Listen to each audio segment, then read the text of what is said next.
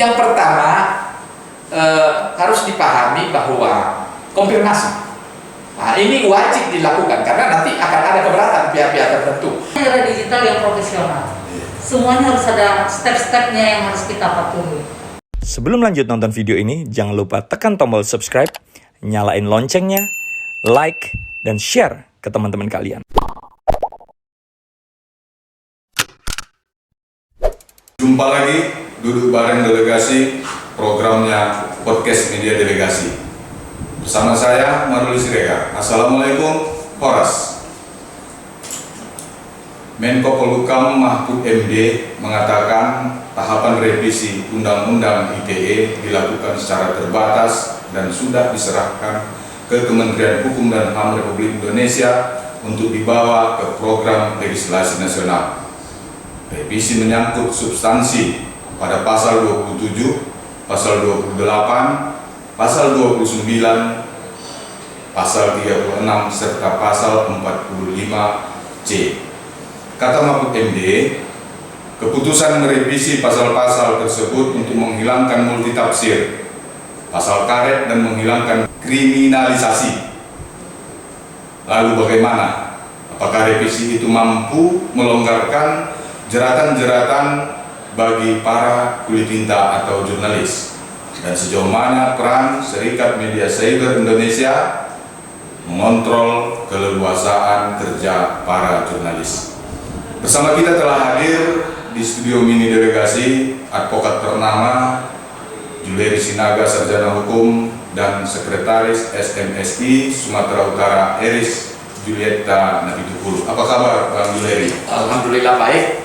Selamat sore. Assalamualaikum warahmatullahi wabarakatuh. Iya. Salam sejahtera buat kita semua. Iya. Mbak Eris, apa kabar? Kabar baik, selamat sore buat kita semua. Tetap salam prokes dari kita. Iya.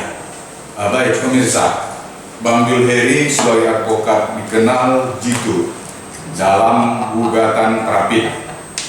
Banyak dicantumkan namanya sebagai penasihat hukum di beberapa media. Boleh sekilas Bang ceritakan kesan dalam mendampingi para jurnalis atau katakanlah kulit tinta yang bermasalah dengan hukum panjang yang alon tangan. Terima kasih. Ada beberapa perkara sebenarnya yang pernah kita dampingi terkait masalah undang-undang pers sebenarnya, akan tetapi karena ada sebuah kelalaian dari teman-teman media maupun juga karena memang kadang-kadang juga penanganan perkara itu dipaksakan sehingga perkara tersebut harus maju sampai ada yang sampai ke persidangan, tapi ada juga memang yang selesai tanpa harus sampai ke persidangan. Jadi ada beberapa catatan kenapa kok bisa sampai terjerat seseorang pegiat atau penulis-penulis ataupun teman-teman wartawan ini. Yang pertama, seorang wartawan itu kan sebenarnya ketika membuat sebuah karya jurnalis dia harus punya hak.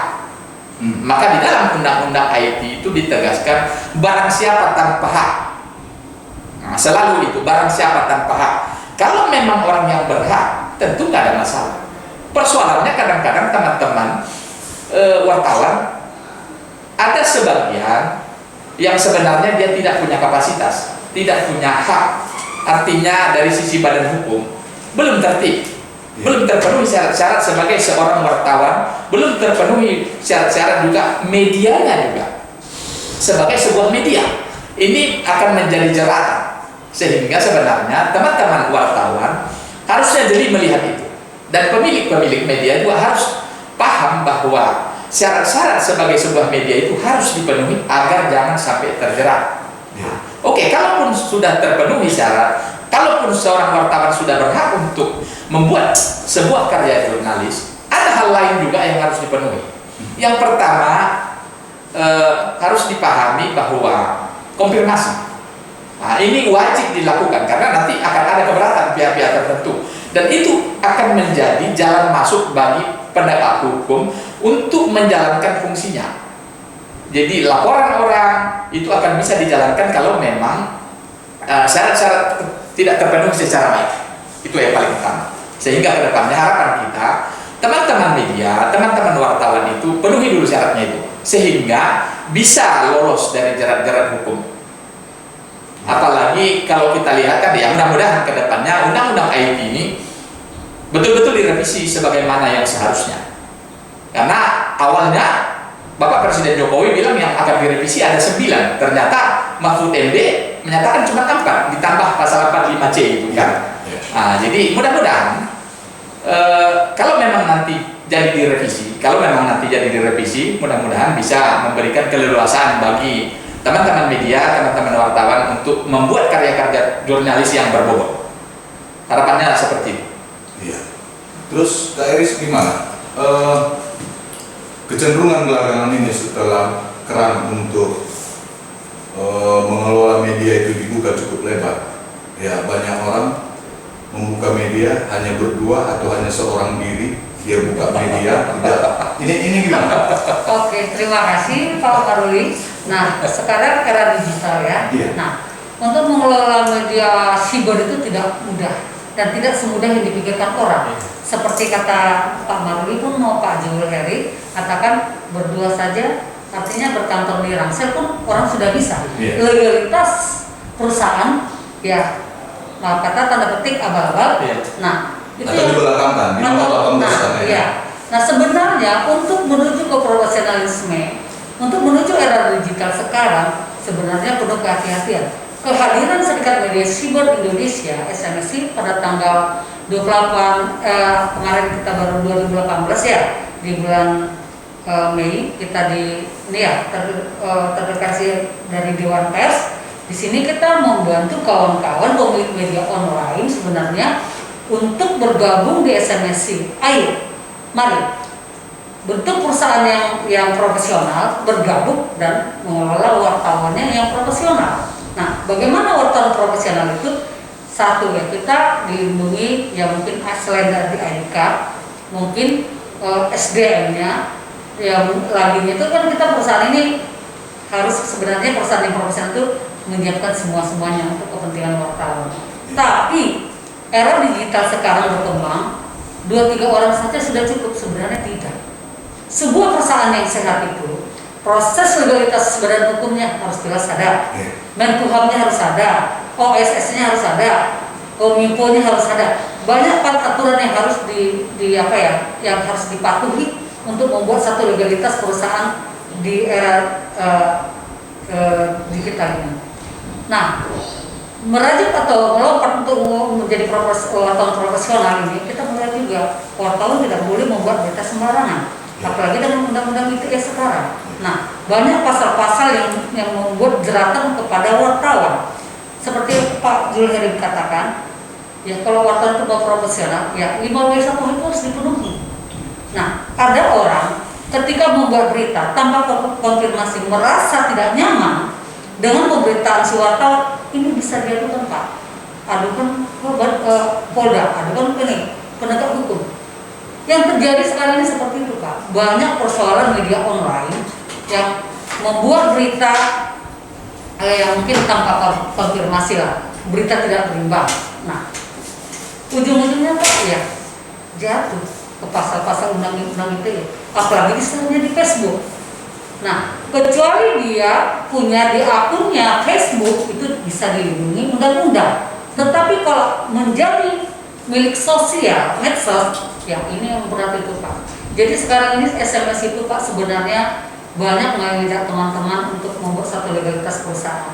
Nah, di sini juga kita melindungi wartawan ketika menjalankan tugasnya sebagai jurnalistik ini. Kita juga mengatakan ya, berlakulah sebagai wartawan yang profesional dan mencari berita, lakukan 5W1 tetap lakukan konfirmasi. Ketika kita mengatakan ketika dikonfirmasi tetapi tidak berhasil, itu kita lepas dari delik aduan, gitu loh. Iya. Nah, Ada upaya untuk melepaskan kita dari jeratan hukum.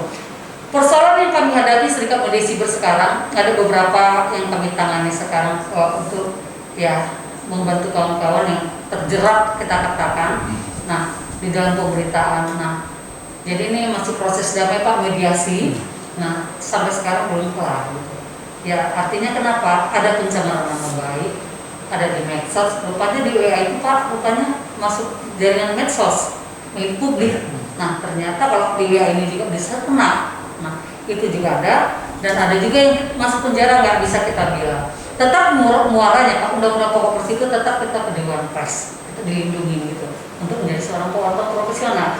Nah maka sekarang Pak di Skriptur Poldas itu kita tetap melakukan sharing upaya bagaimana ya mungkin kita mediasi upaya wartawan lebih bisa memahami kinerja dan karakternya. Tapi yang mirisnya kita sekarang seperti kita katakan tadi, Undang-Undang ITE dengan pasal karetnya katakan ya ini ada plus minus lah ya, pro kontra. Mungkin ada yang mengatakan bahwasanya kita makin dijerat gini. Nah ini sebelum putusan dari Pak Mahfud MD ini putus, kita juga sangat ketakutan juga. Banyak pasal-pasal yang akan menjerat kita, apalagi di pasal 27, 28 sampai 45C yang akan diperbarui nanti itu kita belum tahu bentuknya seperti apa.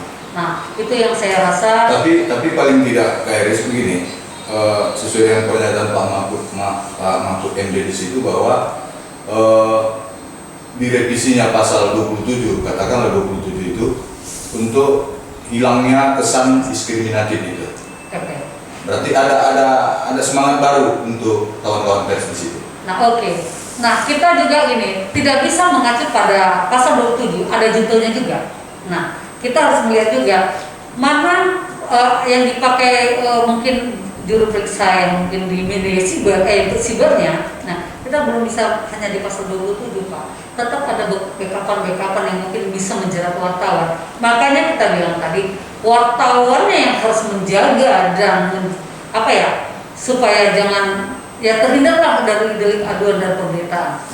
Itu yang kita harapkan. Kalau pasal-pasal 27 oke, itu mungkin secara untuk diproses badan hukum.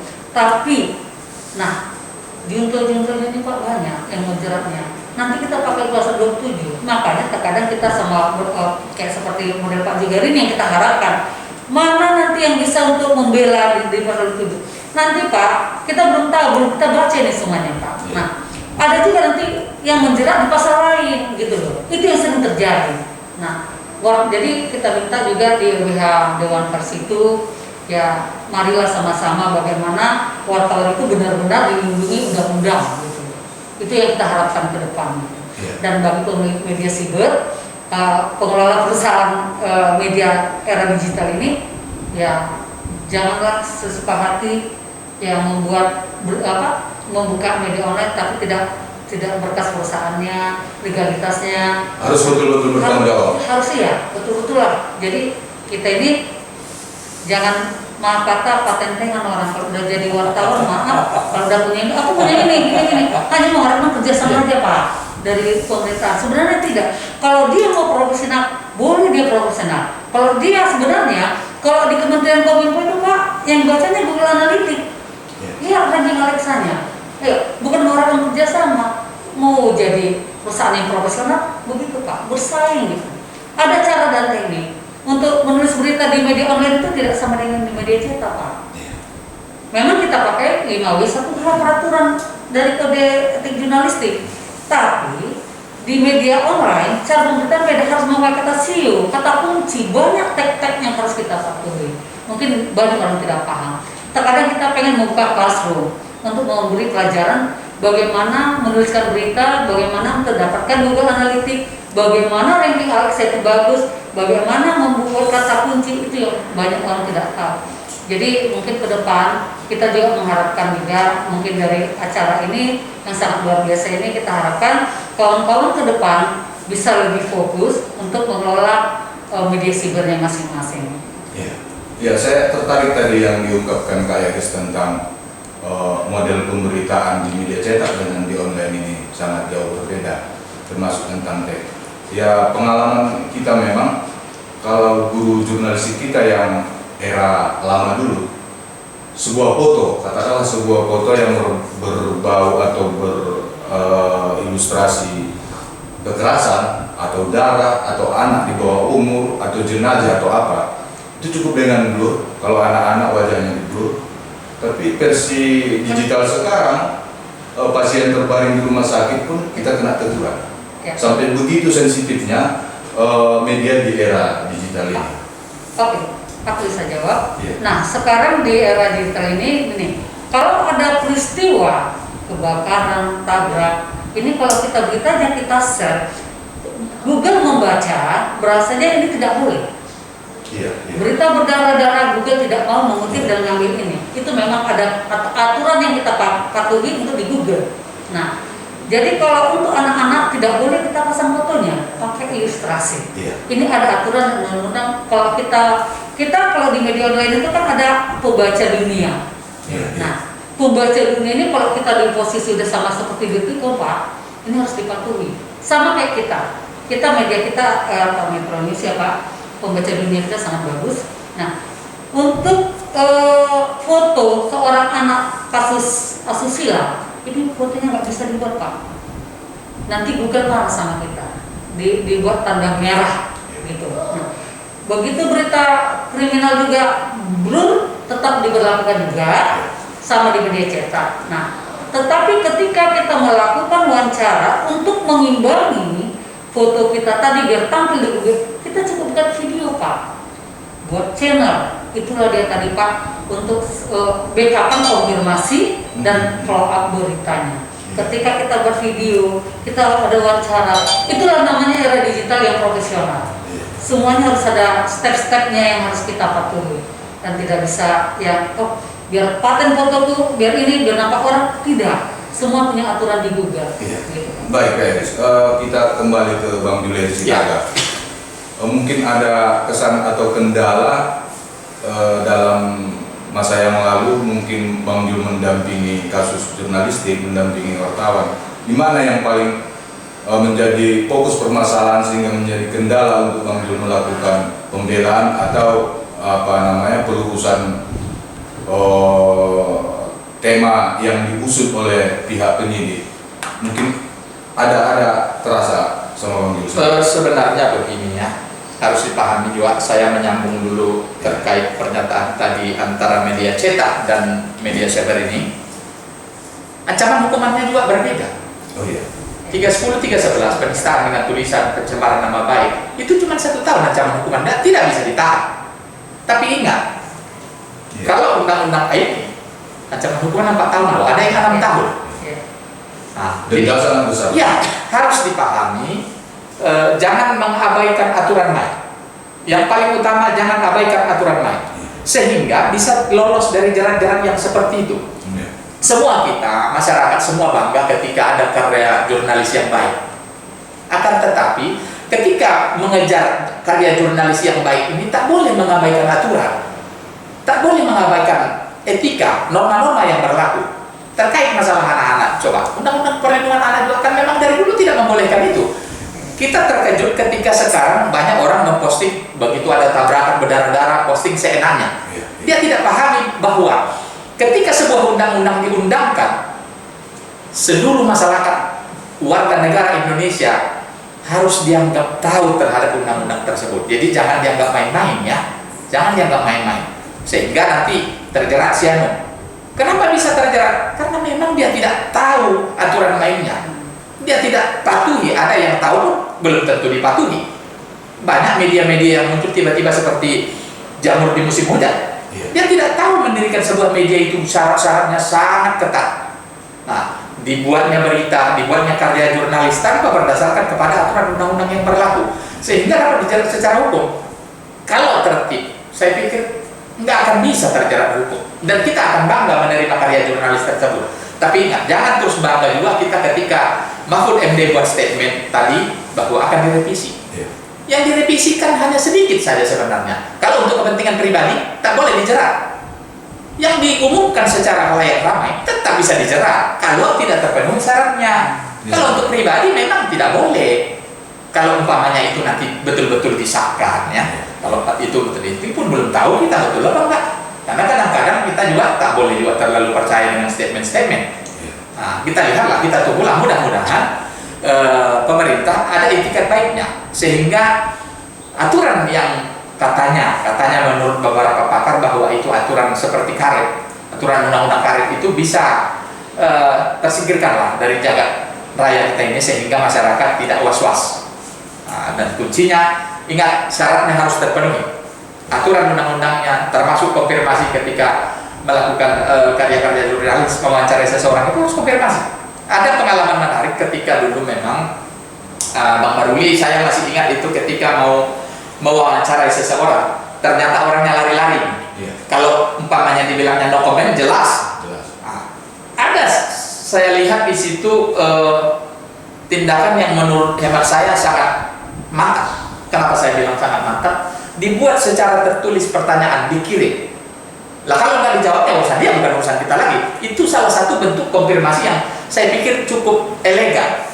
Jadi kedepannya ini salah satu cara sebenarnya. Kalau umpamanya narasumbernya itu atau orang yang mau dikonfirmasi itu lari-lari, tidak mau dikonfirmasi, ya itu salah satu cara. Jadi kedepannya mudah-mudahan teman-teman wartawan juga makin jeli ke depan untuk bisa lolos dari jerat-jerat hukum, sehingga masyarakat bisa mendapatkan informasi yang baik, karya jurnalis yang baik.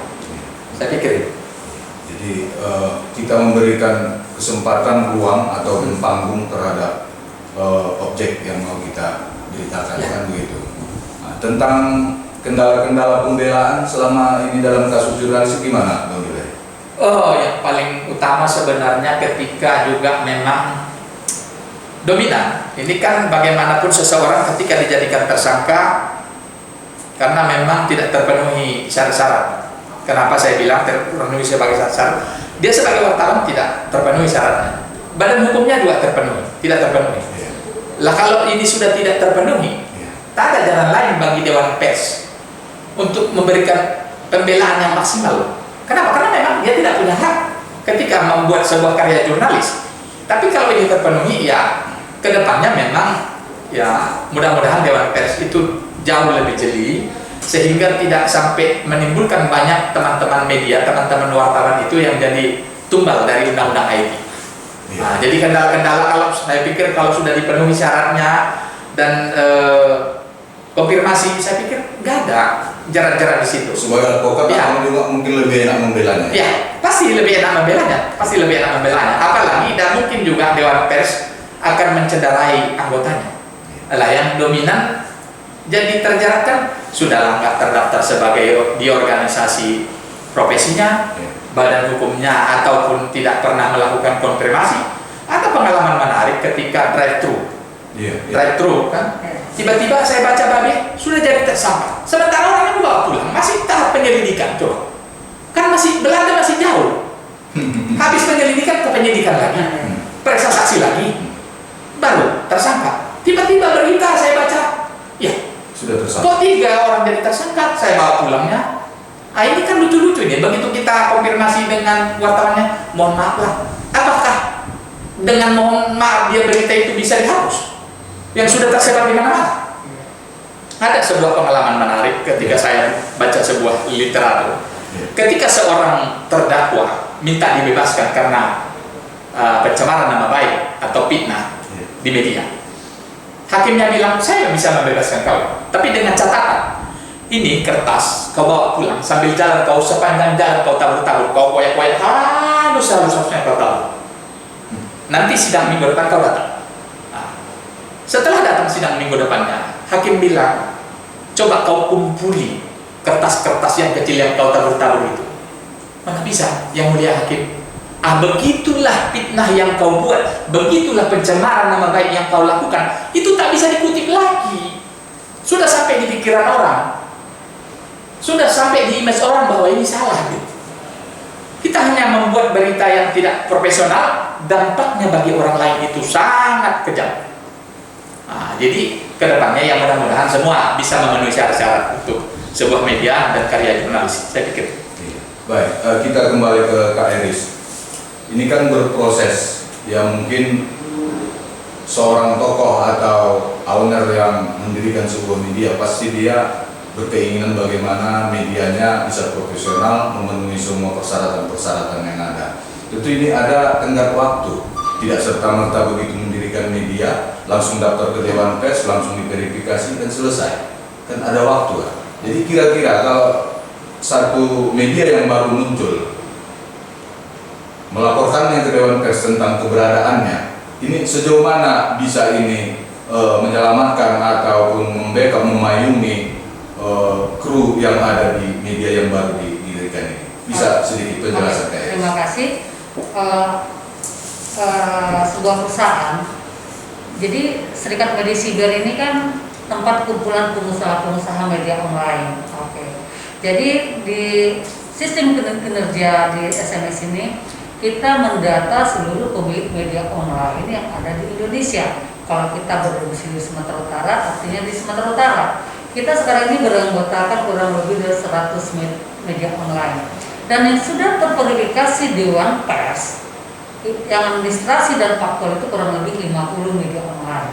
Nah, baru setengah ya? Setengah, itu target kerja kita.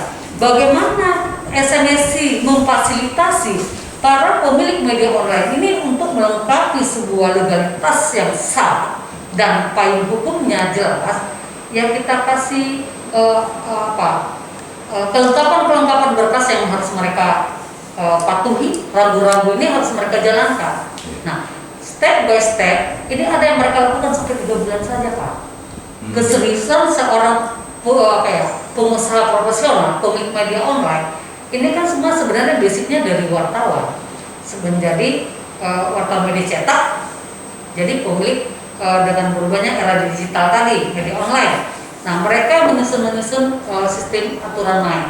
Mulai dari pendirian akte notarisnya, badan hukumnya, yang saya katakan tadi semuanya, OSS-nya, itu harus lengkap. Termasuk wartawannya, pemretnya Pak harus UKW utama.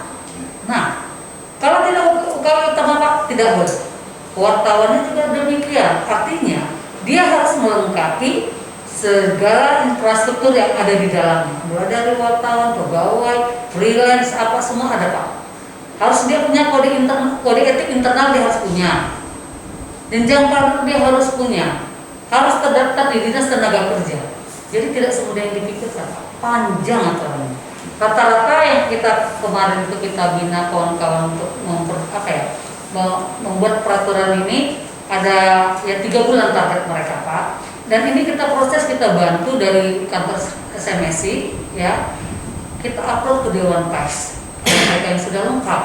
Nah, ketika Dewan Pers kita upload ke Dewan Pers bahwasannya media ini sudah ini masih tahap proses pemeriksaan Pak, masih panjang, masih banyak nanti yang dipulang-pulangkan ini sama kita lewat ini ya. Dikembalikan berkasnya. Dikembalikan lewat email. Nah, jadi setelah proses ini diproses termasuk wartawannya, semua Pak, gaji karyawannya, kantornya. Bukan kantor di Rangsel Pak, gitu. Nah, jadi ini harus dilalui semua kawan-kawan dan ini berhasil Pak kawan-kawan ini. Rata-rata yang terverifikasi administrasi dan faktual ini administrasi dulu ya Pak. Ya, nah, ketika untuk dia jenjang faktual itu saat kita dari SMSI mengajukan ke Dewan Pers. Ada media Serikat Media Siber di Indonesia di Sumatera Utara itu 10. Kami mau lakukan verifikasi faktual. Kita bersurat ke Dewan Pers. Dewan Pers turun dari Jakarta untuk memverifikasi faktual. Kayak saham kantor semuanya. Dan ketika kita turun di masing-masing kantornya, wartawan harus hadir Pak. Pemretnya juga harus hadir. Jadi saya bersama Dewan Pers akan memverifikasi faktual. Ketika ini sudah diverifikasi Pak, kita tanda tangan MOU. Dan ini belum lagi Pak. Ketika ini dibawa ke Dewan Pers harus sidang pekerja Dewan Pers lagi. Untuk menayangkan di web Dewan Pers sudah faktual. Ini lama prosesnya Pak, bisa sebulan, 2 bulan, 3 bulan. Inilah tahapan-tahapan yang harus dilalui kawan-kawan semua. Dan untuk saat ini ada lagi, kalau ada persoalan tadi dia sudah mendaftar sama kita, ya mau tidak mau ini harus kita lindungi Pak. Tetap kita bawa ada seperti kemarin salah satu media online itu ada masalah rumah sakit. Kalau salah rumah sakit Raya Prima ya, bukan, saya disebut tanggal siapa ya? Benar Tamrin ya.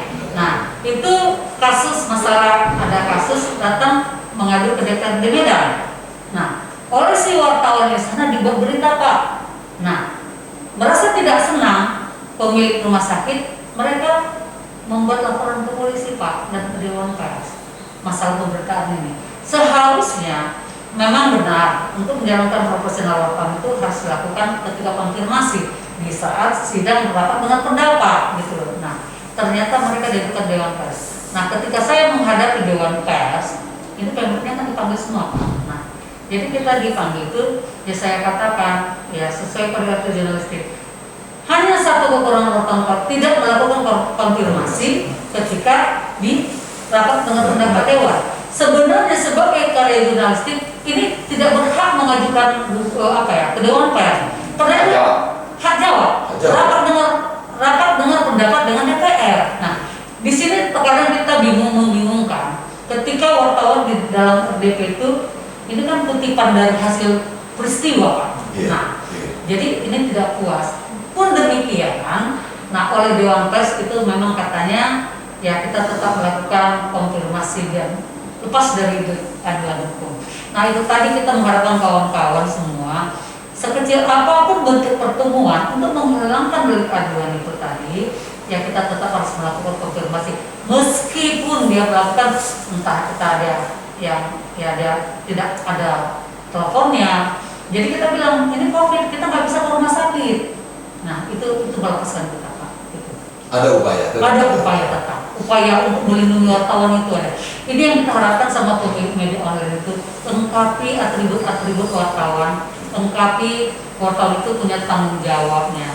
Sama dengan Pak Jolheri tadi. Nah, semua tadi segala alas haknya itu harus semua dipatuhi. Gitu. Ya, itu artinya ada rasa aman ketika sebuah media online baru terbit, baru muncul ke publik, tapi melakukan koordinasi dengan pihak SMSI, walau belum diverifikasi oleh Dewan Pers, ya. Ada rasa aman. Ada rasa amannya. Iya. Mereka merasa terlindungi, bahwasanya kami diperhatikan juga, gitu. Nah, ada satu saya kasih contoh saat ini, ada saya sebutkan namanya, kemarin itu membantu gubernur.